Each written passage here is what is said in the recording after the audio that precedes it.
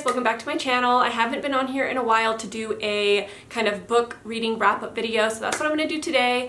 I'm going to include the Unhoneymooners in this video. I know that was part of the book club. It was the book club book pick or whatever, and I never got around to filming that video, which I'm sorry about, but I'm going to talk about it in this video, and I will let you guys know when the book club starts back up again. It's been pretty difficult to kind of keep up with that, only because my girls are home and the whole COVID thing and all of that kind of stuff. It's just been really hard. I've been reading a lot, but I haven't been reading as quickly and going through as many books as I did like last year, and I think it has a lot to do with COVID and a lot to do with having my girls home and stuff all the time. So it's been definitely a different year, but I think a lot of us are feeling that way, not just moms. I think it's just very, very weird, and I think that a lot of people are seeing it affect their reading in different ways. And for me, I just feel like I haven't been reading as quickly. Like, I'll read books, but I just get through them a lot slower for whatever reason, and so it's been kind of hard for me to kind of keep up on the book club, but I do want to start it back up eventually. I just don't know when that is going to be, so I'll let you guys know kind of in the future. So the first book that I want to talk about is a book that I recently picked up from the library. It's a graphic novel, and it is called On a Sunbeam, and this is by Tilly Walden, and this is a pretty big graphic novel. I actually didn't know anything really about this because our library is closed, so I have to do all of my library like shopping, I guess, online, so I don't really know exactly what I'm getting, but based on the synopsis, I thought this sounded really good, and then I got it, and this thing is like a brick. It is so heavy. But this is a really amazing graphic novel. I highly recommend it. You have, I think, 3 female romances in this book, and you also have a non-binary character, but I find that all the characters in this graphic novel come across as very like androgynous. And basically what this is about is a coming of age story, I guess I would say. It's like a coming of age story in space, and it's about this girl. It kind of takes place on 2 timelines. It takes place when she's a part of like this all girls kind of boarding school, and then it takes place kind of in the future where she goes onto this spaceship and she meets these 4 girls, and they basically like renovate old buildings around the universe and around like the galaxy and stuff like that. So in the previous timeline, the one where she's at the all-girls school, it's kind of focuses on her and her relationship with this new girl that she meets, and they end up kind of growing a romance, and it's a very young kind of high school romance. And then in the later timeline, it is about her looking for this girl. So she's on a search for this girl that she used to know at this boarding school. And it's a really interesting story. I love how it was set up. It sounds really confusing, and it sounds like, if you're somebody that doesn't like multi-timeline type of things, like I usually don't, this was definitely good. It was a good version of the multi-timeline kind of plot line. I can say it's a little bit of a weird world, and sometimes it can be a little bit like, wait, what's going on? But you usually pick up pretty fast like what's going on. But I did find a couple of times I was a little bit confused, but you catch on pretty quickly. I thought the world was really unique. It was really cool how this very simple storyline was created in this really unique and complex world. I really liked that. I ended up giving this 4.5 stars. It was really good. One thing that I can say I loved the most about this was the characters and their relationships. There's definitely like the found family kind of element to this, and I felt like all the characters treated each other so well for the most part. Like, they were all super supportive of each other. I felt like the main kind of romance in this, the main character treated her so well, and she had so much respect for her, and I just really loved how everyone treated each other, and everyone was just very respectful and loyal, and it was just amazing. I love that about it. I highly recommend this. It was so good. The only reason I gave it 4.5 stars instead of 5 is because I felt like it needed maybe like a little bit of not a twist. It didn't need like this big crazy twist or anything like that, but I kind of feel like it didn't have like that peak moment, you know what I mean, that you're kind of waiting for as you read a book. Like, what's it gonna be? Like, what's going to make me really like excited, like give you that wow moment? I was kind of waiting for that, but I never really felt like I got it, which was not necessarily a bad thing, but I was kind of waiting for it, and it never really fully came.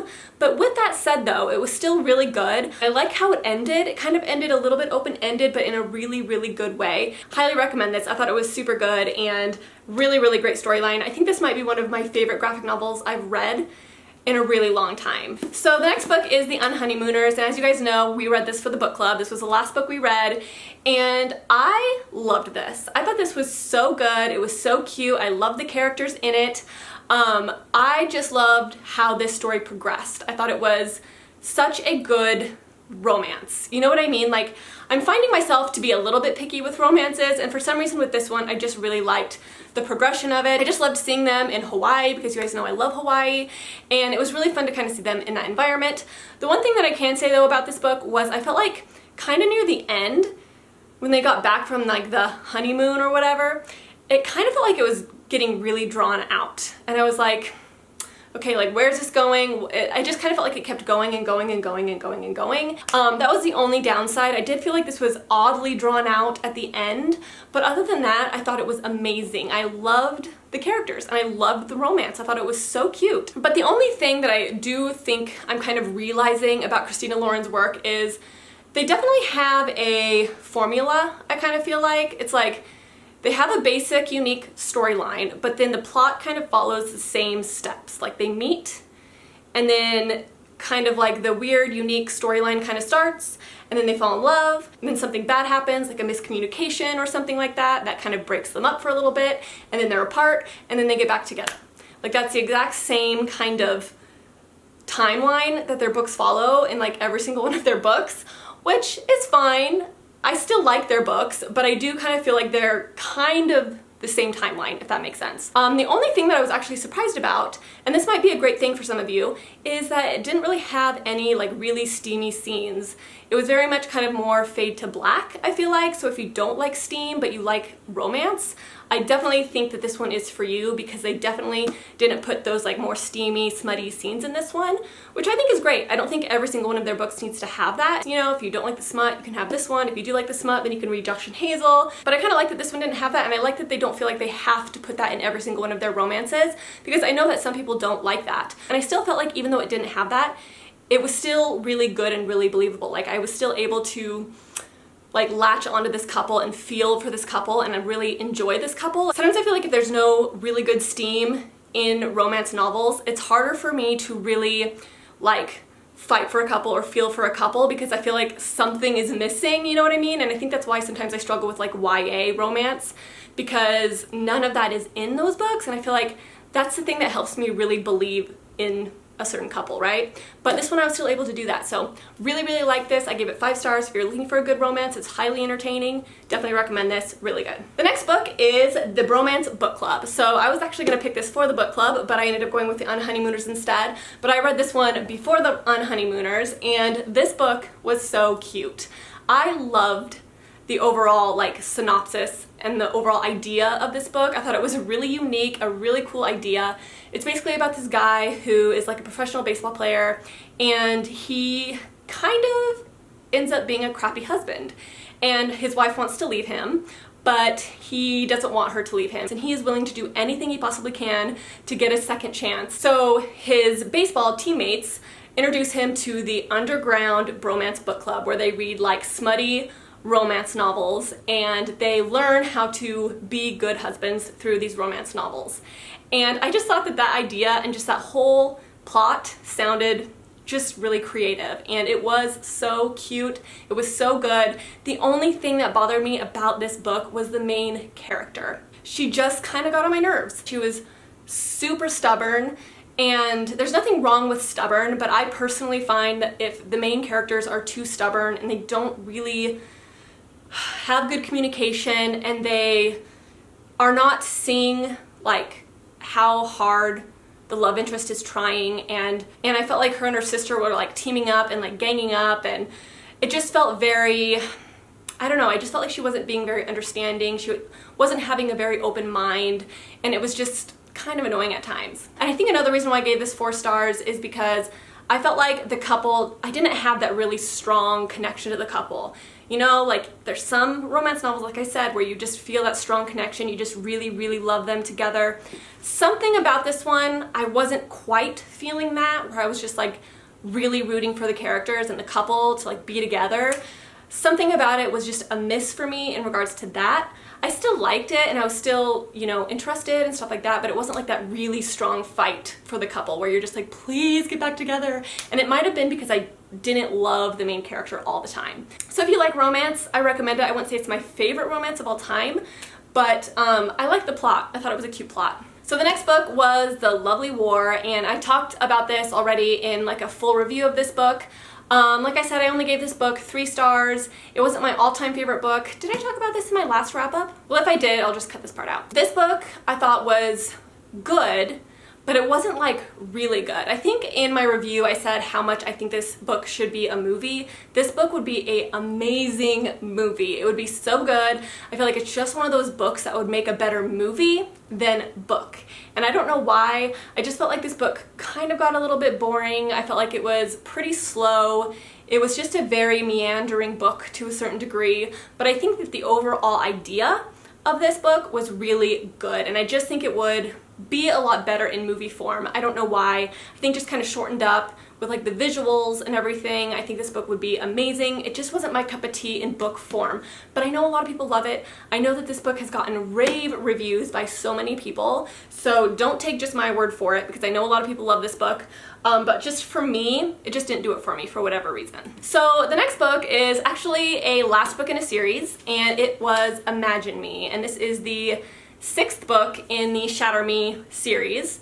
Now, I wanted to read this because I just wanted to finish up this series, and these books, literally, you fly through these things in 2 days. Like, if you want a book series that you just fly through in 2 seconds, this is a series for you because these books take 0 time to read. So this is the last book, and I gotta say, pretty disappointed. I think I gave this book 3 stars. I think I could maybe go down to 2, but I gave it 3 because there's something about Tahereh Mafi's writing style, and I think it's because her books are so short. She just keeps me entertained. She's extremely fast-paced, and that is why I like Tahereh Mafi's writing, I think, because I'm not one of those people that like slow books. I get really bored, my attention span is horrible, so I need books that kind of keep me invested and are really fast moving, and Tahereh Mafi tends to do that with her books. And I think that some people don't like them because they're a little bit too fast paced at times, where you're just like, whoa, like what just happened? But I personally like that, and so I think that's why I do enjoy these and why I do tend to give them a higher rating, because I do tend to stay really invested in her books. And I also love Kenji, obviously, he's one of my favorite characters.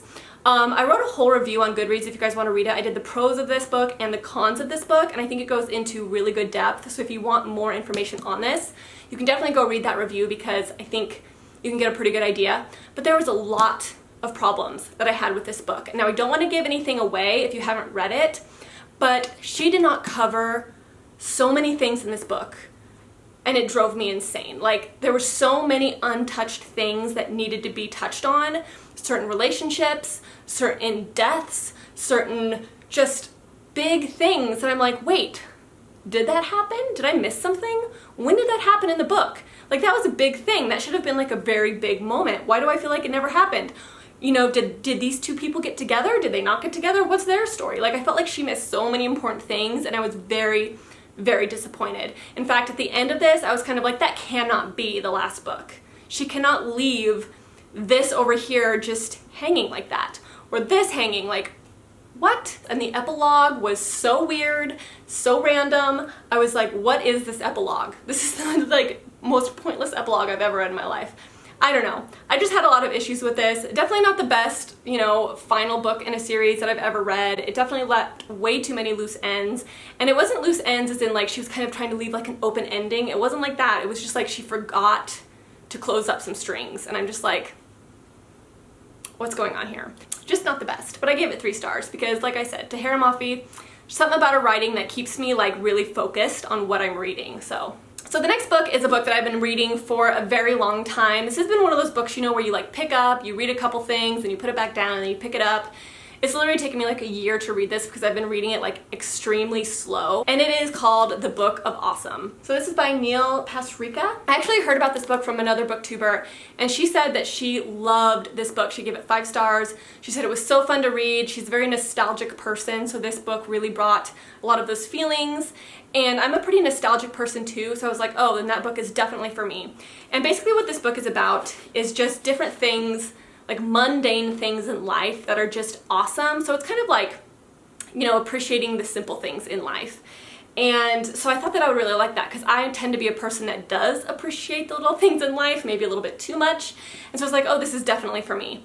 And I have to say, very disappointed in this. I couldn't believe that this book was this thick, for one, that he wrote this book in this format. I thought that was really weird. Just so disappointed for so many reasons. So each section or each topic is a title at the top of the page, but then he'll spend like 2, sometimes 3 pages talking about these specific things. Like this one, peeling an orange in 1 shot.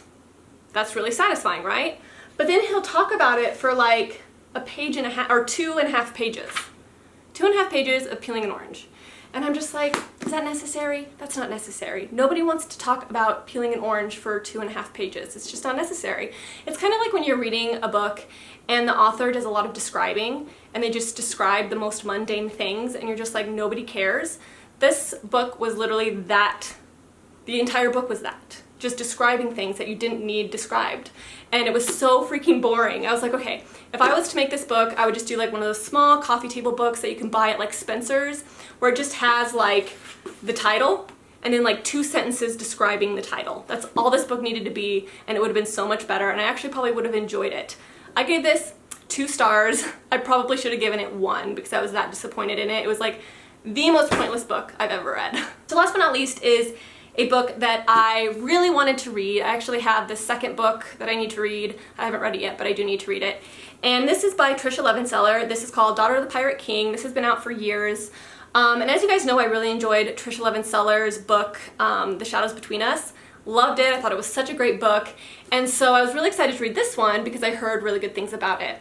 Now, I gave this book 3 stars. I wasn't super excited about this one, but that still doesn't mean I don't want to give Trisha Levenseller more chances. The fact that I loved The Shadows Between Us, I think that Trisha Levenseller is still an author that I could really, really, really love long term. I just don't think that this was quite a hit for me. So this is just about a girl who is like raised as a pirate's daughter, basically, but he raises her to be basically a ruthless fighter, murderer, killer, like basically just a pirate. She's a ruthless pirate. She's basically treated like her father's spy.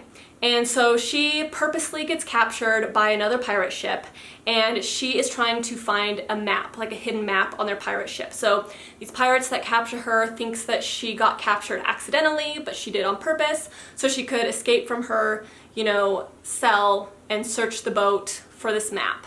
And then there's a romance with it as well. She kind of falls in love with her captor kind of thing.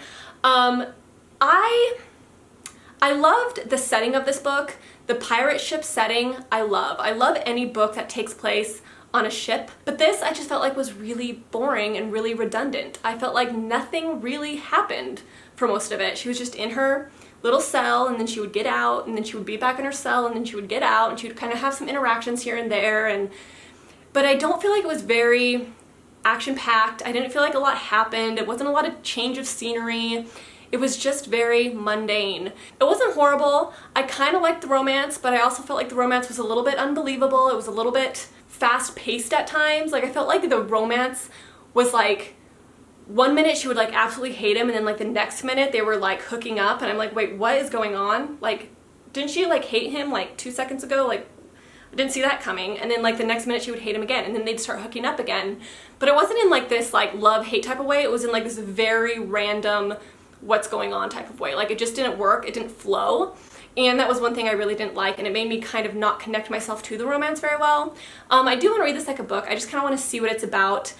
because I do think that there's some interesting elements in here. But I wouldn't necessarily say it was like my favorite fantasy I've ever read. Yeah, not a huge fan of this one, which actually surprised me because I had heard so many good things about this from a lot of people, but it just wasn't my cup of tea for whatever reason. So I believe that is it for the recent books that I read. I wanted to kind of get through this fast because I know my wrap-ups can get really long sometimes, and yeah, I can just babble and babble and babble about books forever. But if you have any questions, I have reviews on Goodreads on some of these, not all of them. I don't review every single book that I read on Goodreads, but sometimes I do. I think that sometimes when I want to make notes, that's when I review on Goodreads. So I can like look back when I do these wrap-up videos. But those were the books that I read. I actually didn't have a ton of really major favorites in this like round of books. I would definitely say On a Sunbeam and The Unhoneymooners are probably the top. But yeah, I didn't have a lot of really fantastic books lately, which is kind of too bad. But I'm reading some really good ones right now, so I'll let you guys know in my next wrap up what those books are. But I think that's it, guys. I will talk to you in my next video. If you guys have any questions about these books, definitely comment down below and I can answer some questions. And I'll also let you guys know when the book club starts back up again. So I'll talk to you guys in my next video, and I hope you have a fantastic day. Bye!